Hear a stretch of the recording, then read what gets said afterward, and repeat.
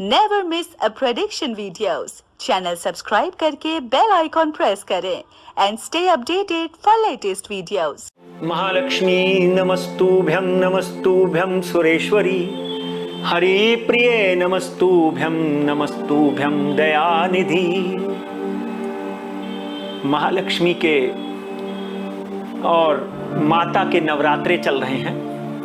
1, 2, 3 और 4 यानी 3 नवरात्रों के 3 नेता हमने पकड़े। टाइम महाराष्ट्र की ये प्रस्तुति आपने देखी, विशेष प्रस्तुति जिसको लाखों लोग सराह रहे हैं, उसके लिए मैं और टाइम महाराष्ट्र के एडिटर इन चीफ और पूरी टीम राजेश कोचरेकर के साथ आपका आभार प्रकट करती है। शुभम भवतु कल्याणम आरोग्यम सुख संपदा। भगवान आप सबको माता रानी आशीर्वाद दे। पहली माता के साथ में हमने आदरणीय नरेंद्र मोदी जो माता के साधक हैं, और बाद में दूसरी माता के साथ नितिन गडकरी जो हमारे महाराष्ट्र के दिग्गज नेता हैं, जिन्होंने महाराष्ट्र का नाम पूरे विश्व में रोशन किया।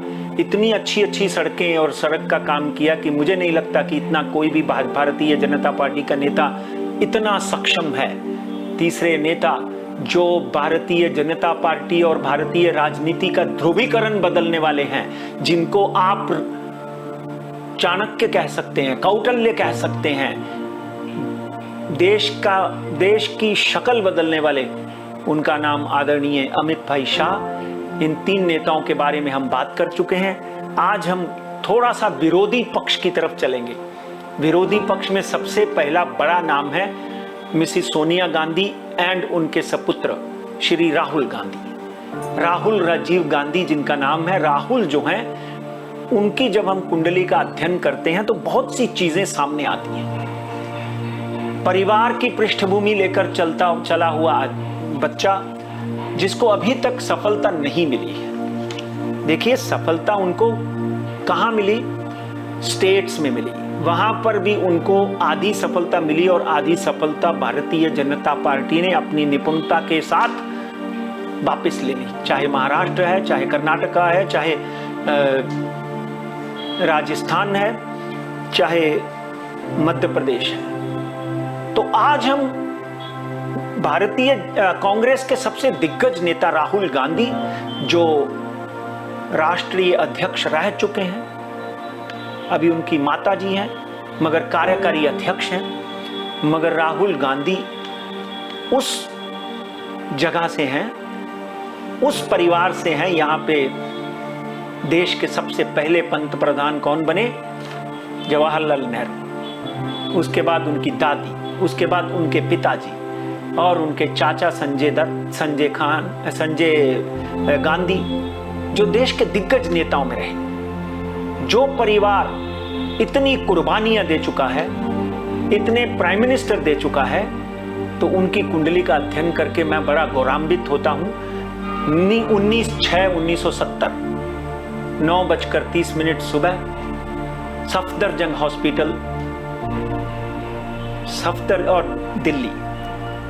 बड़ी आश्चर्य की बात यह है कि वृश्चिक राशि, आप बोलेंगे आश्चर्य की बात क्या है? आदरणीय नरेंद्र मोदी की भी वृश्चिक राशि है, इसलिए आदरणीय अमित शाह की भी नितिन गडकरी की भी वृश्चिक राशि है। तो वृश्चिक और कर्क राशि का बहुत बड़ा संबंध है पॉलिटिक्स में, ध्यान रखिए आप। अब कर्क राशि, कर्क लगन की बात करें तो राहुल गांधी का कर्क लगन है, कई जगह पे मिथुन लगन भी बताया गया है। मगर ध्यान रखिए, आदरणीय जवाहरलाल नेहरू से लेकर बराक ओबामा तक कर्क लगन, कर्क राशि के लोग राजनीति में जितने सफल हुए हैं, क्योंकि कर्क राशि का स्वामी चंद्रमा है और चंद्रमा एक राशि में 1.5 से 2 दिन रहता है। अस्थिरता रहती है, और अस्थिरता और भय तो जीवन में आगे लेकर जाता है, क्योंकि किसी ने कहा है भय बिन प्रीत न होए। अगर आप भयभीत नहीं है तो भोंदू हो जाते हो। अगर आपको डर नहीं है कि मैं पास होऊंगा कि नहीं होगा, तो आप बैठ जाओगे और फेल हो जाओगे। इसलिए कर्क लगन, कर्क राशि के लोग डेफिनेटली, सोनिया जी का भी मैंने देखा है कि कर्क राशि है, तो कहीं ना कहीं इनकी कुंडली में कर्क राशि के लगन में शुक्र बैठा हुआ है। शुक्र और चंद्रमा की युति आदमी को प्रेशर में रखती है, जो वो अब तक रहे। कभी उनको लोग पप्पू कहते हैं। मुझे एक सवाल आया जनता से कि उनको लोग पप्पू क्यों कहते हैं।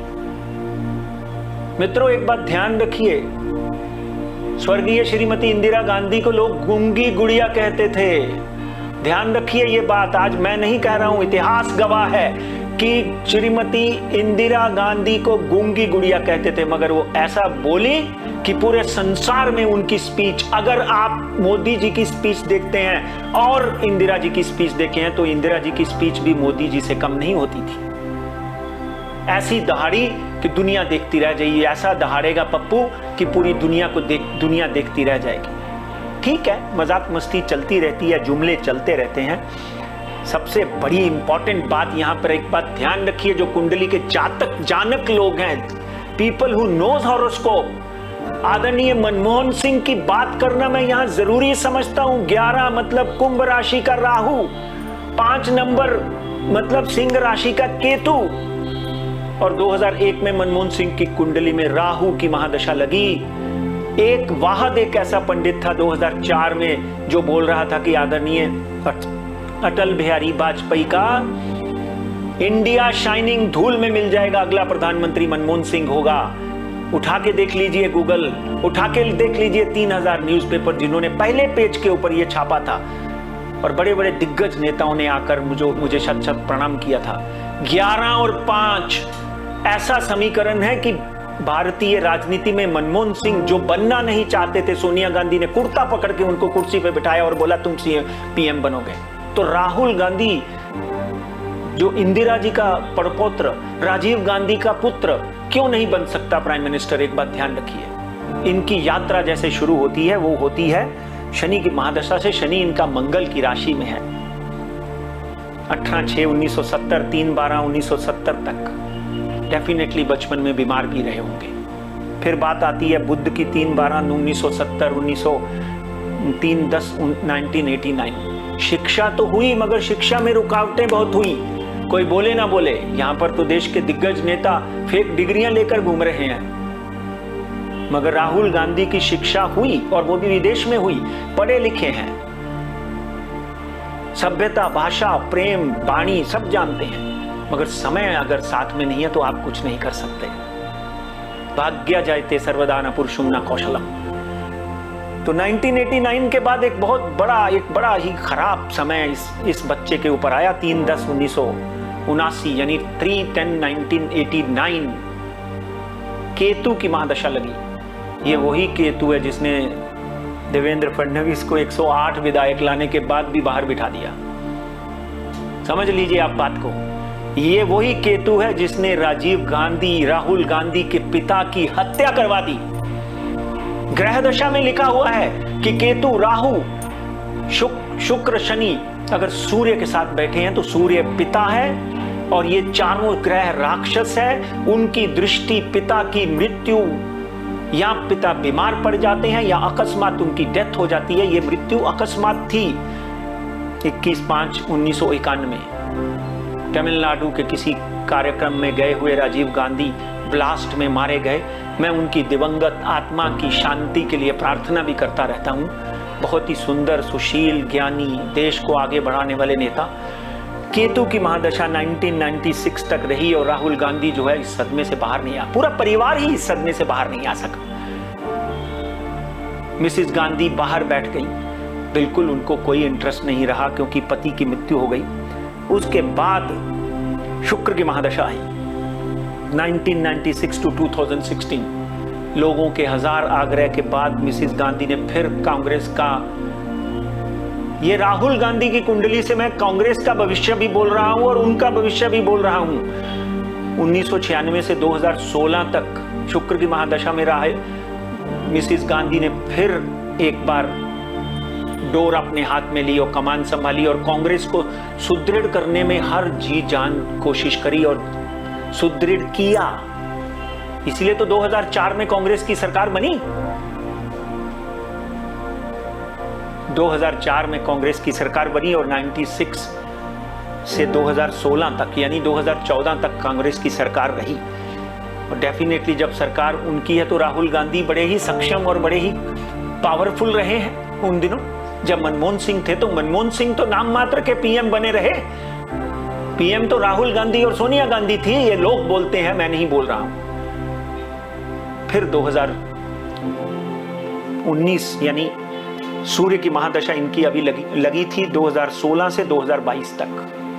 सूर्य इनका अच्छा है, एक बात ध्यान रखिए, सूर्य इनका अच्छा है, इसलिए ये कई स्टेटों में आगे आने वाले दिनों में कामयाब हुए। 2022 तक इनको लोगों ने पहचानना शुरू कर दिया और इनकी बुद्धि चलने लग गई, काम जो करना चाहते थे वो करने लग गए।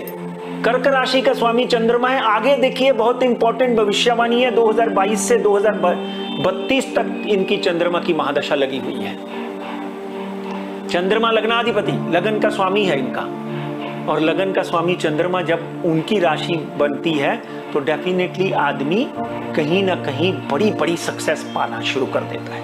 सबसे बड़ी सक्सेस क्या कि उनका यहां तक की सदस्यता रद्द हो चुकी थी खासदारगी की, वो केस जीत गए, उनको सदस्यता वापस मिली, और एक ऐसा निकृष्ट योग बना हुआ था जो 12 तुगलक लेन में वो रहते थे, वहां से भारतीय जनता पार्टी ने उनको बाहर निकाल दिया कि भाई तुम अभी खासदार नहीं हो, अभी तुम एमपी नहीं हो, इसलिए बाहर निकलो। उसको बाहर निकाल दिया, मतलब ये समझ लो कि उसको बाहर निकालने के बाद में यही पंडित राजकुमार शर्मा ने भविष्य की थी कि उनका उदय काल शुरू हो गया। वहां से निकलते ही उनको यूपी में सफलता मिली, वहां से निकलते ही उनको वापस सदस्यता मिली। भारतीय जनता पार्टी हो या कोई भी हो, वो वापस उनको उसी घर में जाने का आग्रह कर रहे थे। शायद हमारी भविष्यवाणी को नजरअंदाज नहीं किया और वो उस घर में वापस नहीं गए। 12 तुगलक लेन में के बाजू में 2 घर और हैं, एक है सरोज पांडे का, उनका भविष्य अब भी सही हुआ है क्योंकि मुझे लगता है कि उन्होंने वो घर छोड़कर कहीं और रहना शुरू कर दिया। और दूसरा घर जो है, क्योंकि मैं वहां खड़ा होकर वो शो करके आया हूं, दूसरा घर जो है वो जावड़ेकर साहब हमारे महाराष्ट्र के नेता हैं और मंत्री भी रहे हैं। उनकी भविष्य, उनका करियर कहां पे है वो भी आप जरा चेक कर लीजिए, डामाडोल कर लीजिए, क्योंकि वो लेन ही मृत्युमुखी श्रापित लेन है।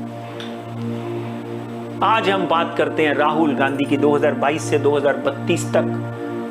एक मौका तो ऐसा किस्मत उनको देने वाली है कि स्वेच्छा से भारतीय जनता कांग्रेस को बहुमत में लाएगी, जो 300 से 340 सीटें तक हो सकती हैं। आपको याद होगा 77 में जब इमरजेंसी लगी तो कांग्रेस सिमट कर 68 सीट पे रह गई थी, और 1981-82 के इलेक्शन में आदरणीय स्वर्गीय मिसेस इंदिरा गांधी 350 सीटों से जीत कर आई थी, 380 तक संगठन को मिला के। तो यहां पर राहुल गांधी की 22 से 32 तक की ये जो चंद्र की यात्रा है इनकी कुंडली में, इनको 110% प्रधानमंत्री बनाएगी। लोगों के पास पर्याय नहीं होगा। आप सोचिए 2022 के बाद उन्होंने भारत जोड़ो यात्रा की कितनी बड़ी सफलता मिली। यहां गए, वहां पे कांग्रेस जीत रही है, कर्नाटका में गए वहां पे जीते, अब मध्य प्रदेश और आप देख लीजिए राजस्थान है और छत्तीसगढ़ है, ये यहाँ पे भी जीतेंगे और दूसरी भारत या जोड़ो यात्रा शुरू करने वाला है वो बच्चा। एक बात तय है कि राहुल गांधी डेफिनेटली अगले 22 से 32 तक इनका जो समय है उसमें एक बार इनको प्रधानमंत्री बनने का योग बनेगा, और 2032 से 2039 यानी 39 तक मंगल की महादशा में तो और पावरफुल होंगे। और राष्ट्र, देखिए कभी कभी आप विरोधियों से सीखते हैं। आज नरेंद्र मोदी जो कर रहे हैं उससे भी तो राहुल गांधी सीख रहे होंगे कि उन्होंने भारत का नाम पूरे विश्व में कैसा रोशन किया। बैठे नहीं रहेंगे। जिन्होंने भारत जोड़ो यात्रा शुरू की है वो डेफिनेटली एक आलसी व्यक्तित्व तो नहीं है, सुबह 5 बजे 6 बजे उठकर भागना शुरू कर देता है। राष्ट्र के लिए करने के लिए गांधी परिवार जो है वो कटिबद्ध है और आगे भी रहेगा। डेफिनेटली मैं राहुल गांधी को अगले कुछ सालों में, मे बी 2028 से 32 तक एक बार प्रधानमंत्री बनते हुए देख रहा हूं। अब बात आती है कि हजारों लोगों का एक सवाल है कि इनकी शादी क्यों नहीं हुई। तो मित्रों एक बात ध्यान रखो, जब 10 जनपद छूट गया, 12 तुगलक लेन छूट गया, 10 जनपद पे चले गए, मनमोहन सिंह पीएम बने और 10 साल तुगलक लेन से सोनिया गांधी ने देश का संचालन किया। देश की पुत्रवधू है, ये तो नहीं भूल सकते आप। राजीव गांधी देश के पुत्र थे, देश की पुत्रवधू सोनिया गांधी है, इसको तो कोई नहीं नकार सकता। तो एक बार फिर राहुल गांधी उसी 10 जनपद से देश का संचालन करेंगे और मुझे लगता है कि इस देश को कुंवारों की जरूरत रही है आज तक, चाहे वो अटल बिहारी वाजपेयी थे, समझे ना, और चाहे वो इंदिरा गांधी थी। शादी होती है मगर शादी होने के बाद कोई ना कोई समस्या हो जाती है। इसके ऊपर भी एक बड़ी बहस, बड़ा ज्योतिषीय विश्लेषण मैंने किया है, आपके समक्ष लाऊंगा। तो राहुल गांधी मुझे नहीं लगता है कि बहुत जल्दी शादी करेंगे, और अगर करेंगे तो मैं तो सबसे ज्यादा प्रसन्न होऊंगा। पर शादी के योग उनके इमीडिएटली 3-4 साल में मुझे दिखाई नहीं देते। शादी करेंगे तो भाग्य चमकेगा, ये बात पक्की है, क्योंकि सप्तम भाव का स्वामी शनि जो है वो मंगल के साथ बैठा है। वो कितने दिन चलेगी ये भी एक बहुत बड़ा प्रश्न है। शादी कर तो लेंगे क्योंकि मंगल और शनि का द्वंद्व योग चल रहा है, इसीलिए शादी कर नहीं पाए। सप्तम भाव का स्वामी शनि है, शादी कैसे होती? ना हुई तो करते भी तो ना हो पाती, कोई ना कोई अड़चन, कोई ना कोई रोड़ा अटक जाता। इसलिए मंगल की महादशा तक 3/12/2039 तक मैं राहुल गांधी को एक बार नहीं 2 बार प्रधानमंत्री बनते हुए देखता हूं। वापिस हम अगले मंत्री जी की बात करेंगे। आज राहुल गांधी जी के लिए शुभेच्छा देते हुए और कांग्रेस को ऑल द बेस्ट कहते हुए, मगर 2024 में कांग्रेस जो है डेफिनेटली एक विरोधी पक्ष में बहुत बड़ी मजबूती से आएगी। ये बात भूलिए मत। भारतीय जनता पार्टी और नरेंद्र मोदी जीतते हुए दिखाई देते हैं, मेरी पिछली भविष्यवाणी आपने देखी है, मगर यहां पर कांग्रेस विरोधी, अगर विरोधी मजबूत है तो विरोधी मजबूत होगा 2024 में। इसलिए कांग्रेस के लिए भी मैं प्रार्थना करता हूं और भारतीय जनता पार्टी के लिए भी दुआ करता हूं कि भगवान इन सबको देश की सेवा करने के लिए शक्ति दे, माता रानी इनको ताकत बख्शे ताकि ये राष्ट्र की सेवा करें। उसके बाद अगली भविष्यवाणी तक नमस्कार।